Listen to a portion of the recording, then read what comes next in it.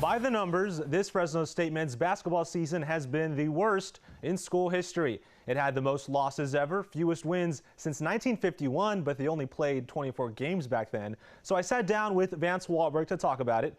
Because of injuries and ineligibility, he only had 6 guys available in last night's loss to San Jose. How do you handle practice being so low on numbers? I mean, you can't really run 5-on-5 like you used to be able to.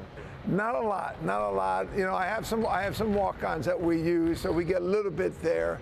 But because basically I'm really playing 6 guys the majority of the time. 4 of them are playing about 35 plus minutes. So I got to really make sure, especially this time of the year, to be pretty easy on their legs and so forth. We were told that the investigation into the gambling allegations is still ongoing. Is that the case?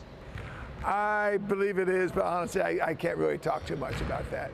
You know, you told us before the season started about the process. I think you were kind of warning us a little bit about what rebuilding looks like. It's not pretty, it requires losses, but did you expect this kind of season going into this year, and what led to this? Not even close. You know, I didn't expect to lose McCon right away.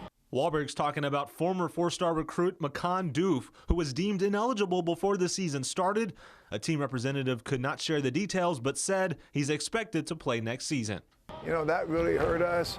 And then the injuries and obviously the off-court stuff, it put us behind. I mean, I'm a big believer in no excuses. We still got to find a way. We had plenty of chances to win a lot more games. We just didn't do it. And I just got to do a better job of getting them ready for that. And you mentioned that after the Boise State game, that put the blame on you, not on the players, but on yourself. Why put the blame on you? I have to have them ready to be able to execute in those type of games. We can't go in that game, I believe the last 5 minutes we got outscored, I think 10-2 or 10-0. And we have to be able to have certain plays to be able to execute at certain times. Now, what would another season of you at Fresno State look like? Like, how would it look better than year one? Well, it's going to look a lot better. That I can promise you. You know, the big thing right now is going to be the NIL.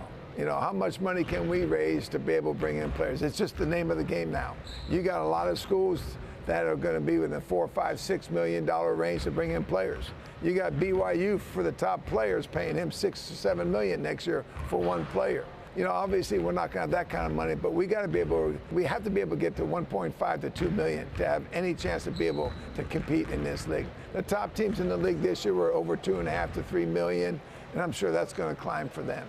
Did your NIL expectation get met this season, or did they fall below expectations? No, we did actually for starting off. You know, the year before, Justin had 188,000. We brought in a little bit over $1 million.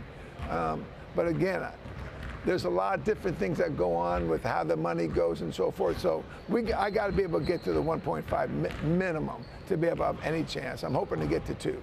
And what can you do to further those efforts? Is it as simple as knocking door to door, or do you go to meetings? That's that. A lot of that's going to be some really nice people that want to help out. Again, I'm hoping some of my contacts in town will help out and so forth. This year was not the way anybody wanted to see it, but unfortunately, it's just the way the game is now.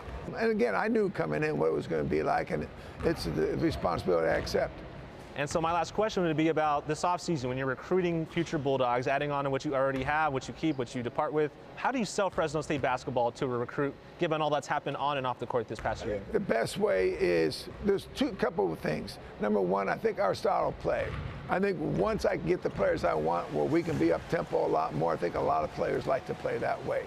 And then I think, 2, you have a couple of coaches that have been in the NBA. All the players that we get, their dream isn't to stop playing after Fresno State. Their dream is to at least to try and get to the NBA. If not there, then at least be able to play pro ball overseas.